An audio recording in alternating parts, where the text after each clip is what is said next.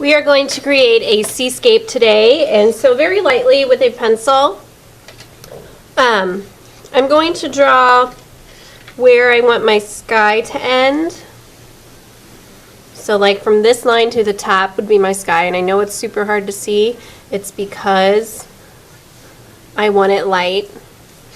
And then you're going to draw like where you're going to want your sand.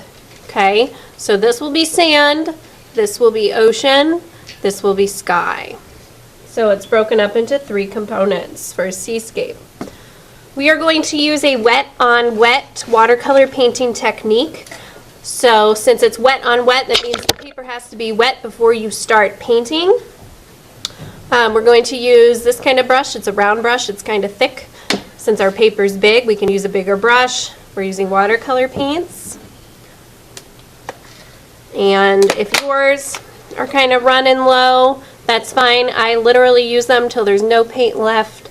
So use what you got and let me know if you need more once it's all done. So you want to think, what color do you want your sky? Do you want it blue? Do you want it like a yellow, kind of like sunset colors? Do you want it violet? What kind of color do you want for that sky?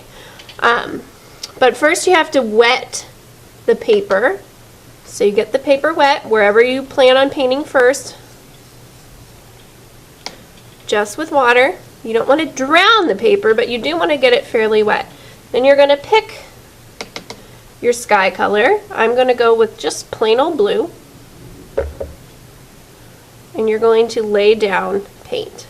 You do want to leave some white areas open, so that shows clouds, okay? Since the paper was wet, you're going to notice the paint is moving on you, and that's kind of the point. Painting with watercolors, especially painting a seascape or a landscape kind of sky, it really works well if you kind of just go with the flow. So I know I need to leave some white spaces open. I'm getting more paper wet as I move across it so it doesn't dry.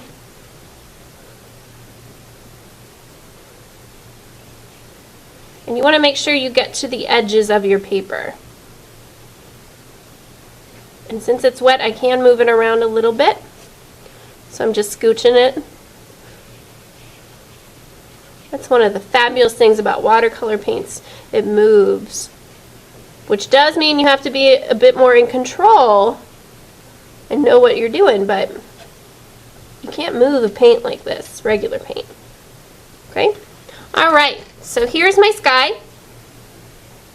Nice blue sky. Let's soften up some of these edges. Okay. Now I'm going to do the water. Same thing, you want to get it wet, but you have to be careful right here at this line. I'm not going to get the paper wet all the way up. See how I'm stopping right about here? It's because I don't want the paint to blend in with the sky. And if there's water down, you run the risk of that. So what I'm going to do is I'm going to pick a blue-green to paint the water, simply because my sky is blue and I don't want the water to be the exact same color. I want to show a difference. So I'm going to do blue-green.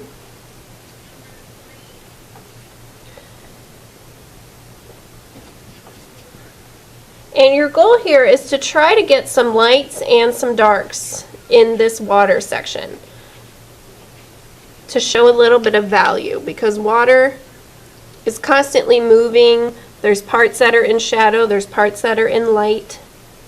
So up here, I'm going slow to make sure I don't get the paint into the sky. If you notice some of the sky starts to come down into your water or vice versa, just get a paper towel, dab it off. No biggie.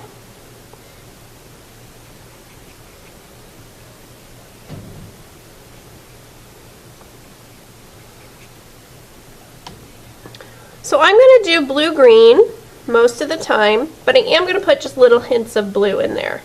Regular blue, the same color as my sky, just to give it some variety.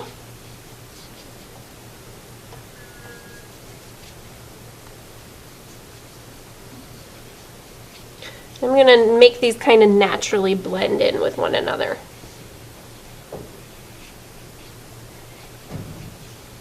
While you work, before it gets too dry on you, you want to sprinkle salt onto it.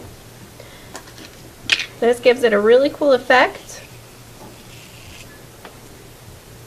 But I'm only putting salt in the sky, or in the ocean, sorry, not in the sky. I want the sky to stay regular.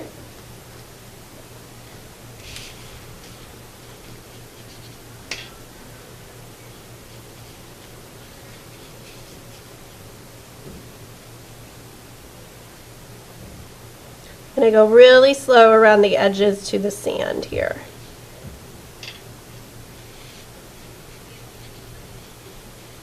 So I'm just putting in some more blue to make it kind of blend in, give it some variety here. It will not work on dry paint, so if you put salt on dry paint, you shouldn't even really bother because it won't work. The paint has to be pretty wet. Okay, and then the last step, I'm going to rinse my brush really well. And I'm going to paint brown for the sand. And this you can just paint regular. This does not have to be the wet on wet technique. Just please be careful when you're up near your ocean, because the paint might want to move on you if it's still wet.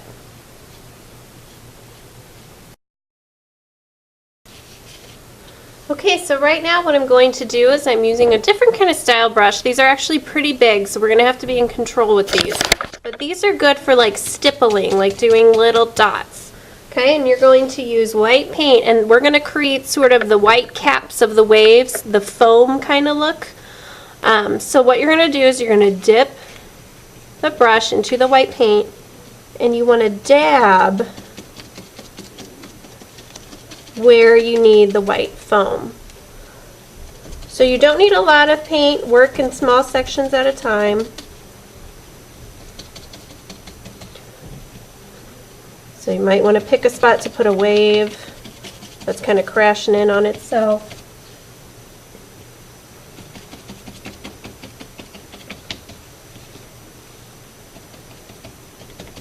I'm doing all around my sand.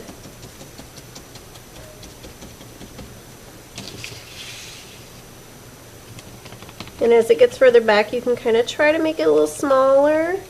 You know this brush is big.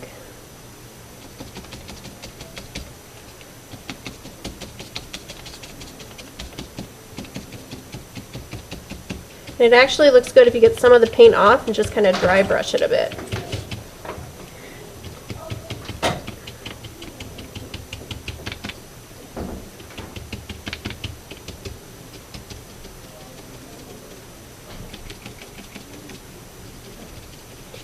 And then if you're feeling dangerous, you can get a lot of that paint on there and you can start flicking it. So I take my brush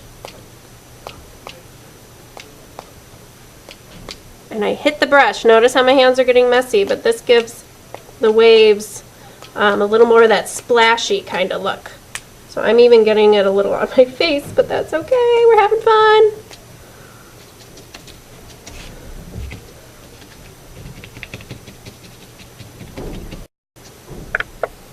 Okay, so we wait for this to dry,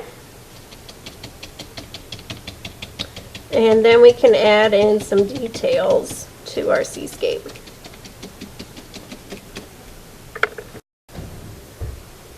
Now that my painting is dry, I have drawn some objects, and I'm going to color these in with colored pencils. So you can see in the foreground here I made an umbrella. It's at the lowest part of my paper. It's going to be the biggest if it's in the foreground.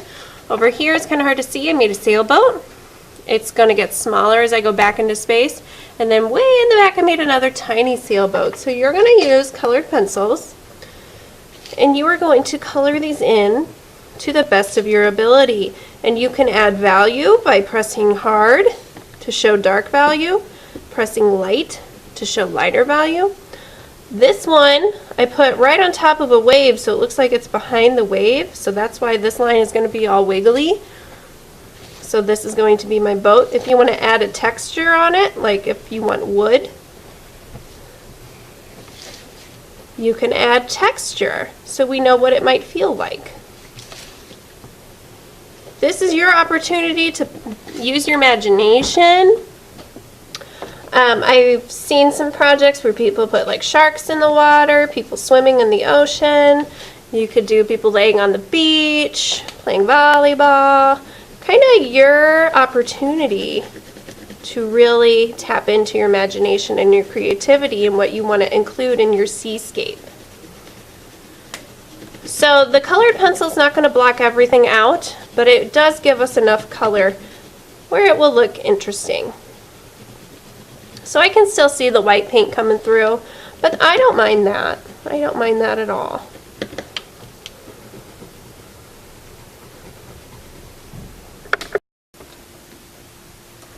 Okay, so I'm pretty much finished. I could go back and put in more detail if I wanted to, for sure, down here, and I might. But I want you to see basically how I use my colored pencil to press down hard to create some darker areas. I press lighter to create some lighter areas. So I'm showing that value. I did outline this line right here that separates the ocean from my sand. I put a little colored pencil there just to let it pop a little more because I was kind of losing it. And I did the same thing back here on the horizon line. I put some blue colored pencil back there just to make sure I could see those marks because it did kind of blend in with one another. So I made it stand out a bit more. But so this is your opportunity to be creative. Make it as beautiful as you can. Please take your time with this step. Because the seascape that we painted is quite lovely and it looks very sophisticated and like a real professional artist could have done that. Alright, so this is our seascape. You get to use your imagination now.